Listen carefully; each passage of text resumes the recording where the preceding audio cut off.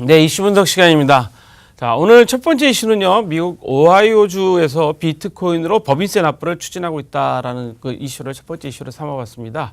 아까 저희들 그 팍스넷 보도도 해드렸지만, 이 팍스넷 보도는 다시 한번 저희가 정리해서 자세하게 알려드릴 예정이고요. 오늘 첫 번째 이슈 비트코인 법인세 납부 추진이 상당히 긍정적인 뉴스라서 첫 번째 뉴스로 삼아봤는데요.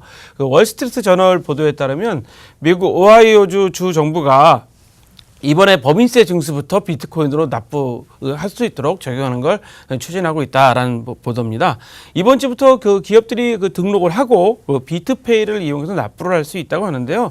이것을 주도하신 분이 조지 맨델 오하이오주 재무장관이라고 하는데, 이분은 그 비트코인은 합법적이다. 그리고 적법한 화폐 형태를 갖고 있기 때문에 뭐 이걸로 우리가 세금을 받는 게 문제가 없다라고 했습니다. 근데 사실 지금 비트코인 가격이 4,000달러가 좀 지금 이렇게 잠시 깨지고 있고 막 이런 상황이긴 한데요.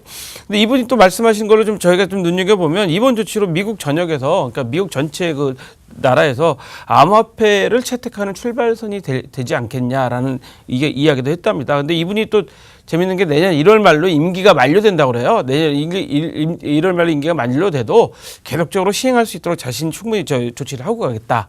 근데 이분이 이렇게 추진할 수 있는 거는 이 그 비트코인을 받는 거에 대해서 주의회나 주지사의 승인이 없어도 주 재무장관의 그 권한 갖고도 현재 할 수 있다는 거죠. 근데 미국의 다른 주들, 특히 애리조나주나 뭐 조지아주들도 법안 통과를 못했습니다. 그러니까 애리조나주 같은 데는 하원은 통과를 했는데 상원에서 통과를 못했고요.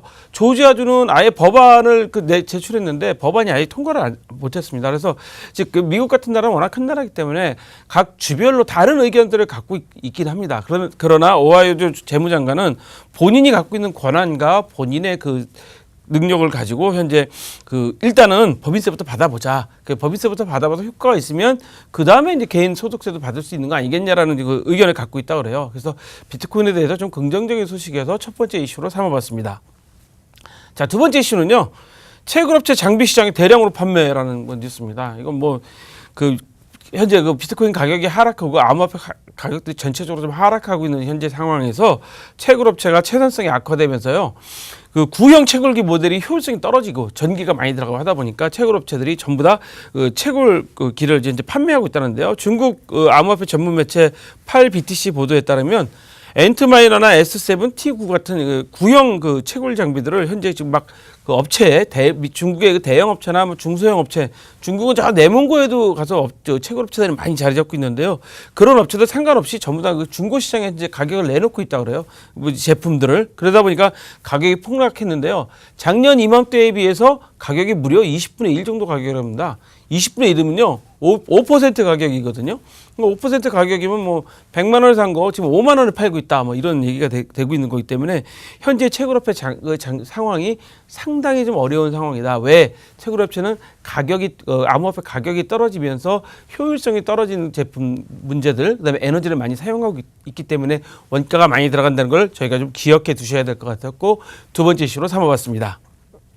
자, 세 번째 이슈는요, 조금 지난 뉴스이긴 하지만 좀 알아두시면 좀 도움이 될 것 같아서요. 후오비 많이 들어보셨죠? 후오비 거래소가 공산당 위원회를 구성했다고 합니다. 예, 중국에서 지금 암호화폐에 대해서 강력하게 규제하고 있는데, 뭐 후오비는 사실 싱가포르에 본사가 있다고 합니다. 근데 이 공산당 직원이, 중국 법에 따르면 공산당 직원이 3명 이상 되는 회사는 자체 지위를 만들 수 있다고 해요. 그래서 이 후오비가 이번에 그 공산당 위원회를 구성했다고 하는데요. 뭐 샤오미나 바이두, 알리바바 같은 데도 이미 공산당 지위가 설립이 돼 있다고 합니다. 그래서 이런 게 국영기업에서 민간기업으로 확산되고 있는 상황이어서, 뭐 후오비도 긍정적인 면에서 보면 뭐 공산당 위원회를 만들어서 지위를 만들어서 적극적으로 정부에 호응한다는 모습을 보여주고 싶은 걸 텐데요. 저희가 뭐 저희 나라 상황은 아니라서 좀 관심 있게 볼 것 같아서 이슈로 삼아봤습니다. 자, 다음 네 번째 이슈는요, 아마존 클라우드 서비스 장애로 피해. 이 뉴스도 22일 상황입니다. 아마존 웹 서비스 사용하는 그 국내 거래소들이 피해를 좀 많이 봤다고 합니다. 22일 오전 9시부터 뭐 한 86분 정도가 그래서 장애가 있었다고 하는데요. 여러분, 이번 주말에 KT 그 통신구에서 화재가 났잖아요. 화재가 나면서 어마어마한 피해를 지금 받고, 지금 완전 복구까지는 지금 일주일 정도 걸린다는 지금 보도자료가 좀 나와 있는 상황입니다. 근데 이 통신구 사고나 이런 아마존 웹서비스 사고가 나게 되면 뭐 쿠팡이나 야놀자 이런 배달 앱들이 많이 그 접속 장애가 나서 문제가 되는데요. 사실 신용카드 결제가 안 되기 때문에 문제가 되거든요. 근데 사실은 거래소들도 많이 문제가 되는 거죠.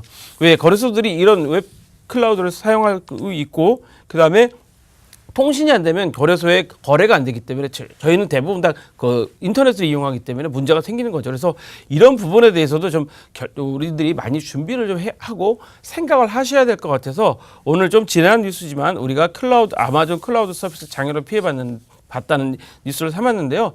사실 아마존은 아직도 저희한테 사과나 뭐 피해 보상에 대해서 이야기하지 않고 있는데 사실 KT는 통신고 화재가 났는데 바로 한 달치 뭐 어떻게 피해 보상 대책을 좀 내놓고 있는 상황입니다. 그래서 여러분들도 좀 눈여겨 보셔야 될 것 같아서 네 번째 이슈로 삼아봤고요. 오늘 다섯 번째 이슈, 오늘은 5개 이슈를 말씀드리겠습니다.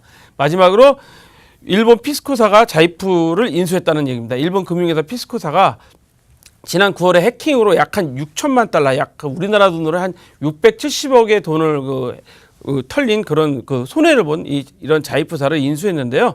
그 피해자들에 대한 배상 책임도 전부 인수해서 아마 인수를 하는 모양입니다. 그래서 원래 운영했던 테크로뷰는 완전히 암호화폐 시장에서 철수를 하겠다 하고요.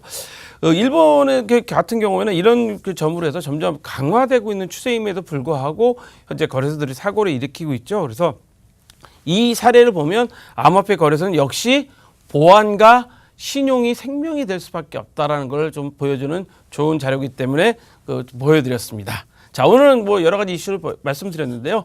다음 이 시간에 다시 뵙겠습니다. 오늘 저희가 준비한 소식은 여기까지입니다. 참고로 본 방송에서 제공하는 정보는 투자 판단의 참고자일 뿐이며 암호화폐 가치 또는 상승 하락을 보장하지 않습니다. 톡톡코인 시청 365 시청해주신 여러분 고맙습니다.